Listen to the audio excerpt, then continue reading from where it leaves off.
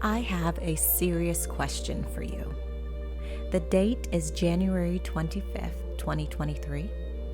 If you made any New Year's resolutions or set any goals at the start of the new year, how are you doing?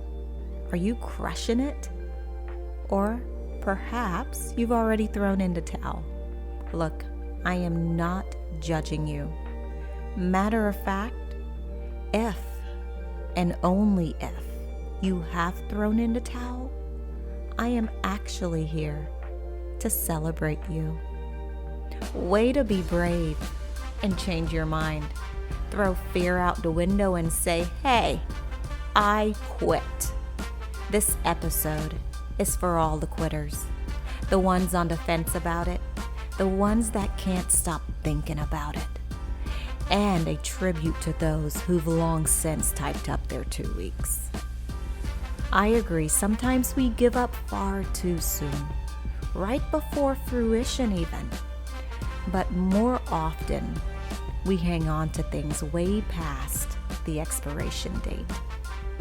Allow me to offer you a new perspective on what it truly means to quit.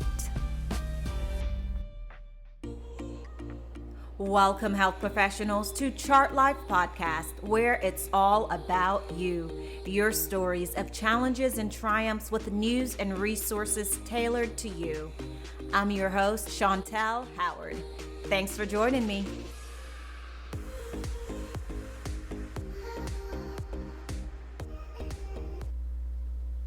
It goes something like this.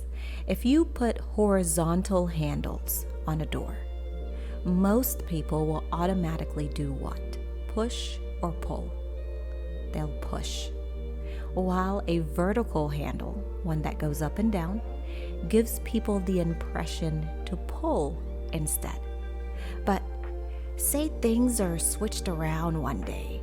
The horizontal handle is substituted for a vertical one. And to make up for it, there's a sign that says push. What will the people do? Will they push or will they pull? Even with a sign, most will still pull.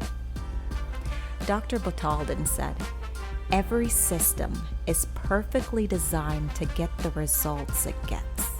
Now, this can be applied to just about every aspect of our lives, but boy is it befitting to the things occurring in healthcare today. There are many things we may use as a cover or band-aid, but none of it solves the problem, does it? It needs to address the heart of the issue. And I hate to break it to you, but no pizza party or fine catering can fix this. You're listening to Lyfe Podcast, and I'm Chantel. This is a rendition of a previous episode on everyday colloquies called When Quitting is Winning. Here are some shocking stats for you, although nothing seems to shock us anymore.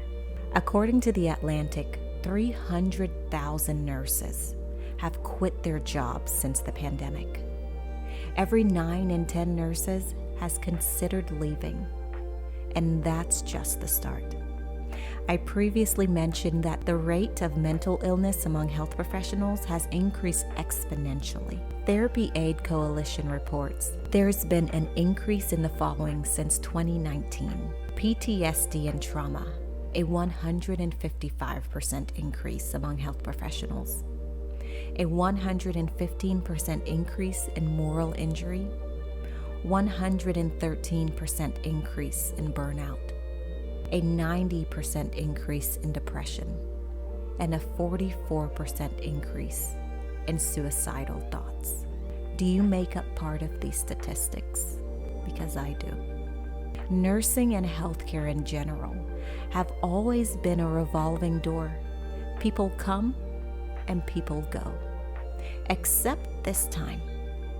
This time, they're leaving and they're not coming back. At least until there are fundamental changes to the system.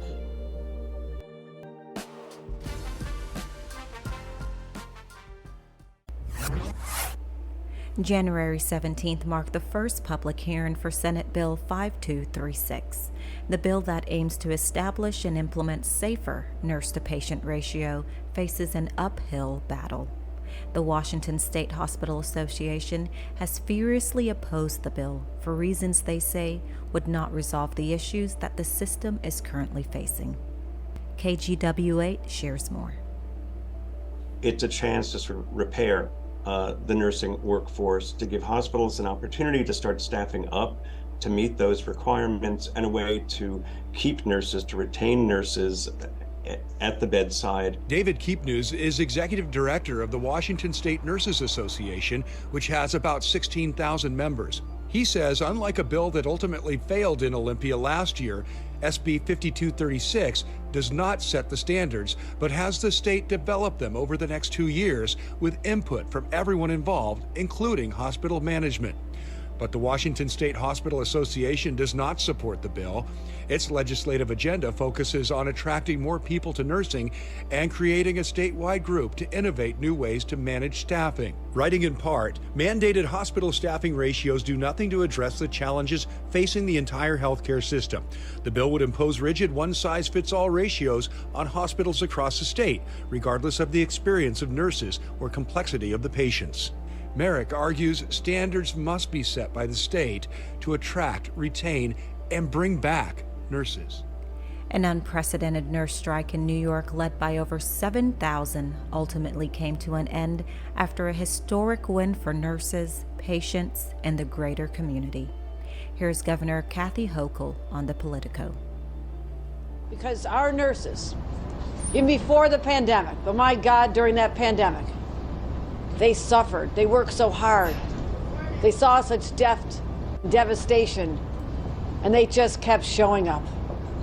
And now, as we enter the 3-year contract, they'll receive a well-deserved 19% pay increase here.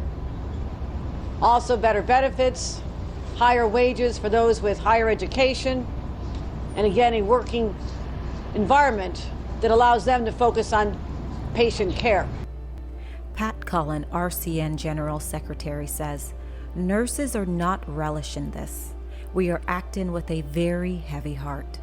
It is a tragic first for the profession." Nursing staff on the picket lines is a sign of failure on the part of the government. We've all heard of the nursing crisis and the staffing shortage in healthcare, but that shortage is the direct result of another shortage. Maybe you've heard of it too. Shortage in our pay. Shortage of respect for us as individuals. Shortage in common sense safety measures that allows health professionals to provide effective and safe care to our patients and communities. There's a problem when hospitals have seen record number profits, yet those that have contributed the most to its success don't get to share in that. Make it make sense. My last shift as a bedside nurse was one for the books. I went to work at 6 a.m. and left at nearly 11 p.m. But I made sure that the last thing I did was take the time to type up my 2 weeks. Quitter. That always has such a nasty ring, doesn't it? Quitting is often associated with being weak, a failure, and maybe incompetent. How many of you, if someone came to you with significant concerns about a job or a specific situation, would not choose to listen with compassion and maybe even come to the conclusion, hey, you should do what's best for you, even if that means quitting? Why then do we tell ourselves a different narrative? We've romanticized the health profession. It even comes with an honorary title, hero. Let me read you what vocabulary.com says is a definition of a hero. A large sandwich made of a long, crusty roll, split lengthways and filled with meats and cheese. You, my friend, are the meat. The title hero is usually given to someone who has persisted despite the odds, despite it being unbearable, unfathomable, uninhabitable. You've persisted even when the situation has been detrimental to your mental health, your physical health, and at the expense of your own needs. But despite those odds, you have pressed on. It's almost a mind game, because identifying as that can actually trap you into staying in a toxic situation, when in fact, the right move is to remove yourself from the environment. And sometimes that looks like quitting. Refuse to stay in a toxic environment due to your pride. And if we're being real, oftentimes it's not even us. We fear what others may think. Maybe your family, friends, or colleagues. I've got news for you. You're never in control of that. Let it go. Making the decision to quit a job is tough. But if you do come to that conclusion, here are a few tips from BetterUp on how to quit your job. Before making any significant decisions like this, it's essential to take ownership of whatever conclusion you come to. Make sure that quitting is something that you really want to do. Set aside adequate time to weigh the pros and cons and have a secure backup plan. BetterUp suggests, number 1, be sure in your decision. Be transparent and speak with your supervisor or boss. Know what it is that you do want. Decide on the things you aren't willing to compromise in case you receive a counteroffer. Give at least a 2 weeks notice. And here's one that I think every facility should do. Complete an exit interview, because this does 2 things. It allows the employee a chance to be heard, while giving the facility insight into why you're leaving and ways in which they can improve. You can also write a resignation letter. And last but certainly not least, before you go, don't forget to ask for a reference. I'm sure they'll still be happy to recommend you. When we think of quitting, it can come with a sense of dread, fear, and anxiety, but it doesn't have to be that way. Quitting looks different for everyone, and it's also not for everyone. Make sure you assess the pros and the cons, but do what's best for you. Yes, you may be quitting, but look at it this way. What are you gaining? A sense of peace and joy could be created, more quality time with those you love, or more time for you. You can reminisce and share accounts of the journey because you've lived it. You've gained new experiences, knowledge, and much growth that leaves you better than when you first started. Continuous self-sacrificial behavior in toxic conditions isn't heroic. That's neglect. And after a while, that behavior is simply not sustainable for anyone. Hospitals, patients, for self. When you decide to quit one thing, what are you making room for? When you say no to that thing, what are you saying yes to? More adventures, new journeys, new knowledge, new stories. Your story doesn't end there. So today, I encourage you to quit. Quit making excuses. Quit compromising on your self-care. Quit neglecting your happiness. And quit waiting for the perfect moment, because the present is all you have. Don't quit fighting. Don't quit smiling. Don't quit believing. That's taken from the unresignation letter from nurses to healthcare leaders. We believe in the work that we do, but quality matters. Safe care matters, and fair pay matters. You have no idea how grateful I am for you tuning in to Chart Lyfe Podcast.